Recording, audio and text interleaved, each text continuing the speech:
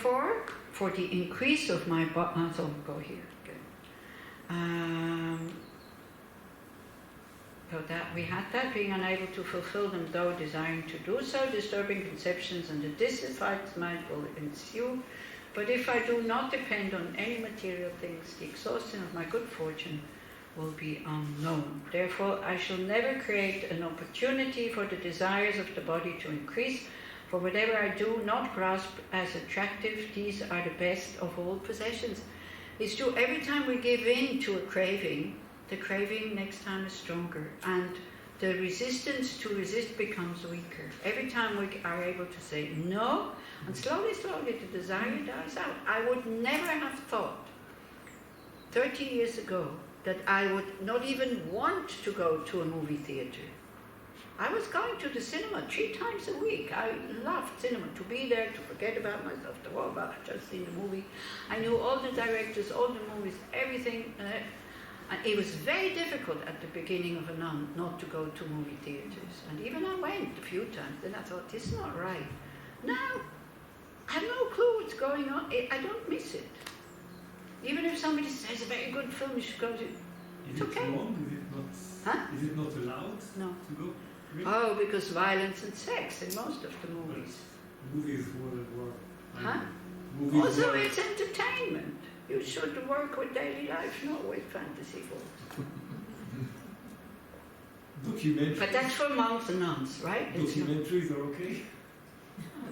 Yeah, we can watch it together as a also Lama Zopa took us to that movie by Al Gore, An Inconvenient Truth. We were 20 monks and nuns, and he came with us and he said, you should go see this movie 25 years ago about climate warming. So anyway, so no, we're not supposed to go to movie theaters, no to theater, no to opera concerts and things like that.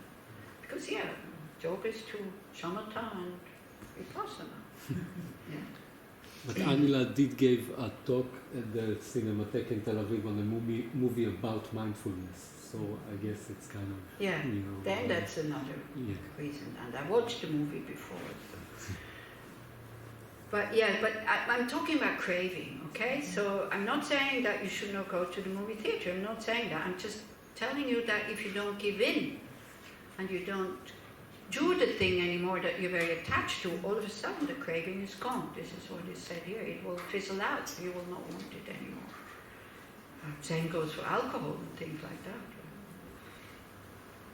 People say, I have been an alcoholic and I don't even want to be able to drink moderately. I don't need it anymore. It's finished.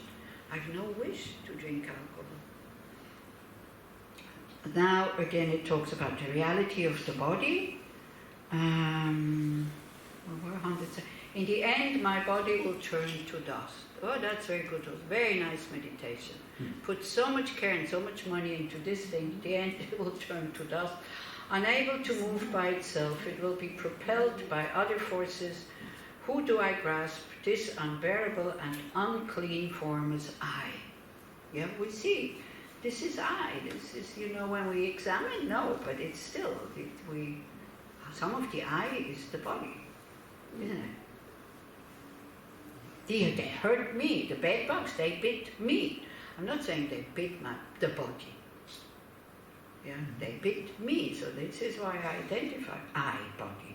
So, 179, whether it lives or whether it dies, what use is this machine to me? How is it different from a clod of earth? Or why do I not dispel this pride of being I and mine? So it's just to lessen the attachment to the body. Death will come anyway, and it will be much easier.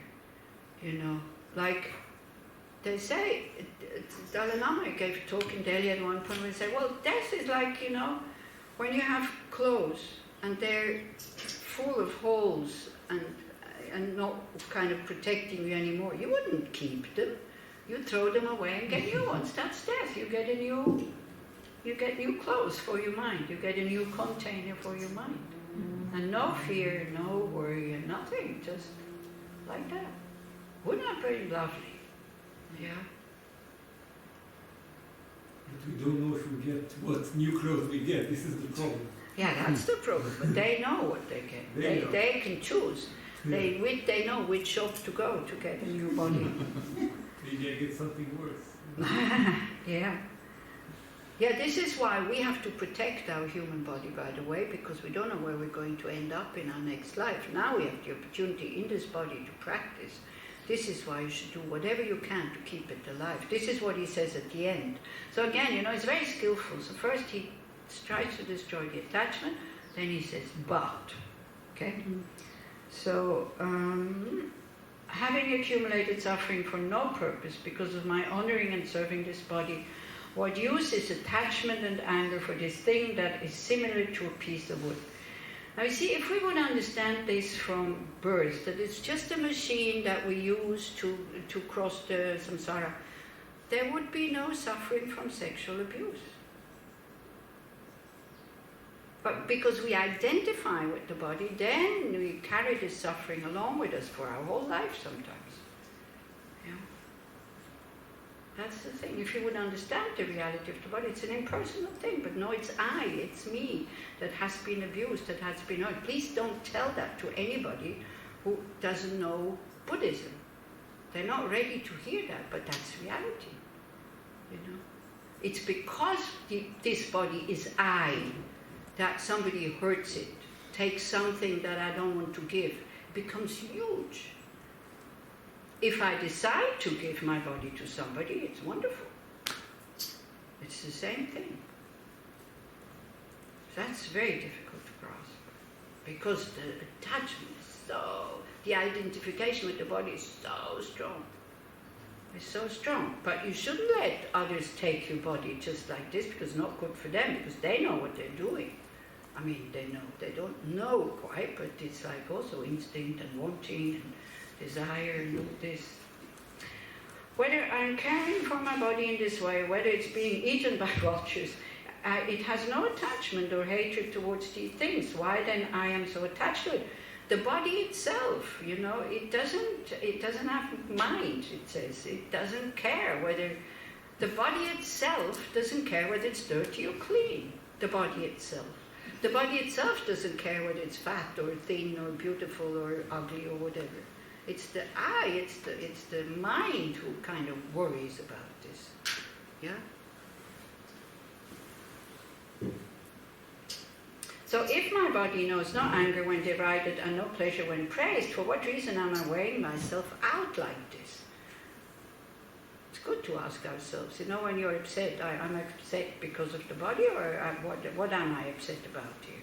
When you look, I don't have a mirror. In Bern, we didn't have a whole mirror, so I never saw myself naked. And then I was in a place where there was a mirror, and I saw myself, like after Corona, which is 5 kilos more, and I looked at myself, oh my God, this looks terrible, And of course I was so shocked, I told everybody, I said, it's like here, a fat that kind of comes over like this.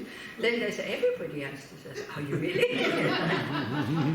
I didn't know. So I was shocked, I'm kind of, but not kind of, oh la la, I have to do something about this. This is just what it is. Yeah? So it was so funny when I looked at this body. I thought it's not me. I was not used to see all this fat for 3 years or something. Because it's in Corona, I started making cakes. I put on 5 kilos. And there you go. So and then I saw it. I thought, that's not me. And I had a waitress when I had the restaurant. She was fat. And then she lost weight. And she said, you know what? I don't see myself as a slim person. I don't behave like a slim person. I still behave like a fat person. She lost about 20 kilos. And she was very nice. She was very beautiful, very slim. She says, I cannot take on the identity of a slim person. So I couldn't take on the identity of a fat person. Okay. Through lavishly attention on his body, so have I brought myself. What are we, 181? Yeah. Whether I'm caring for my body in this way, or whether it is being eaten by... No, this we have. This also. It has no pleasure when praised, so the body doesn't care. But I want this body of mine. Both it and I are friends. But since all beings want their bodies, why do I not find joy in theirs? Therefore, in order to benefit all beings, I shall give up this body without an attachment, but although it may have many faults, I shall look after it while experience the results of my previous actions. So, take good care of it and use it as a servant to others. So enough of this childish behavior. I shall follow in the steps of the wise, and having recalled the advice concerning conscientiousness, I shall turn away sleep and mental dullness. But you need to give the body the sleep that it needs. But the more you are the more you have concentration, by the way, the more you meditate, the less you need to sleep. That's also kind of, that you can experience yourself.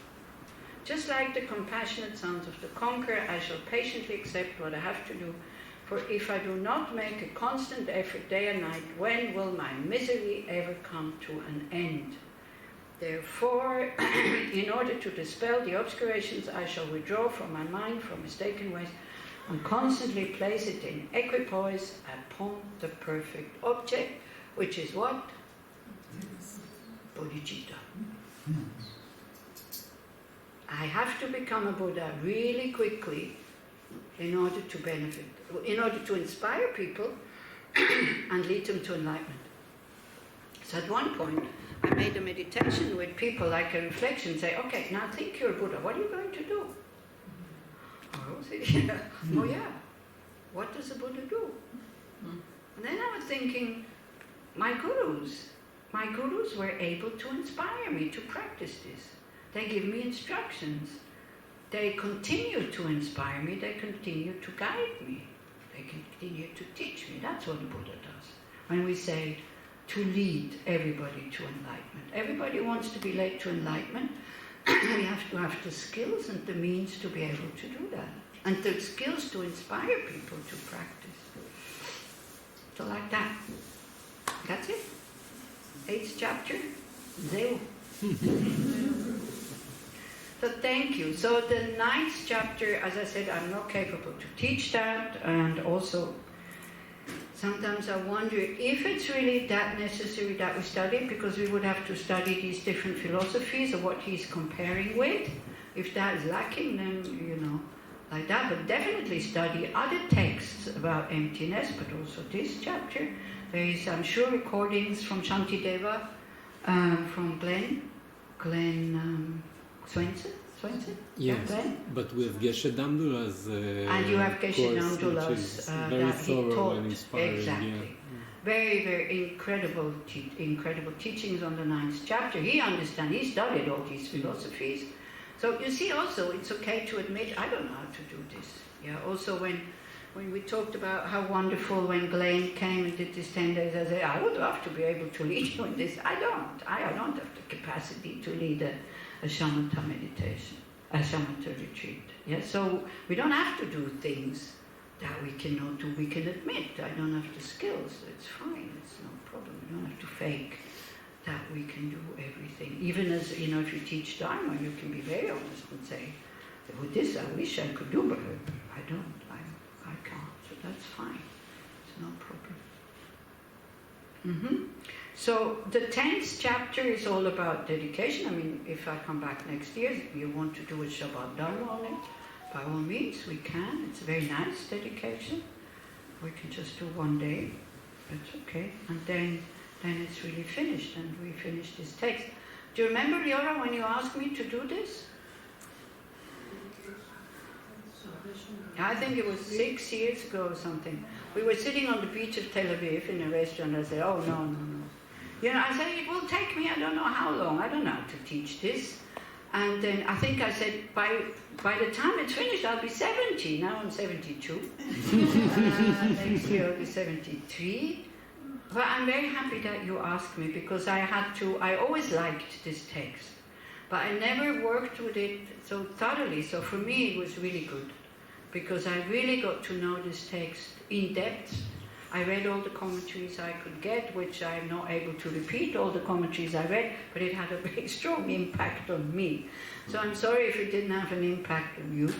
But I would advise you, read the commentary, especially the one by Pema Chodron. Take these verses, try to put them into practice. Not all of them, but from time to time, or just take the book, open it somewhere, see one verse, and practice this one until you feel that there's a change happening. So I was kind of, I said I would teach it if Glenn also teaches it. You remember? And then he said, no, I don't want to teach this. So I said, okay. And so we started. Every year one chapter, and then Geshe Pema Dorje, I think, did also 1 or 2 chapters. Second and third. And then from then on, while I was still here, did 4 and 5, and so like this. Okay. So how about we do short Tonglen, exchanging oneself for others, and then again we finish a bit earlier than 4:30. I think that's okay. Or do you need a break? Pee-pee. Okay, 5 minutes break. So you can go pee-pee, shake out your legs and limbs, and think about the body as being a machine. Don't identify with it.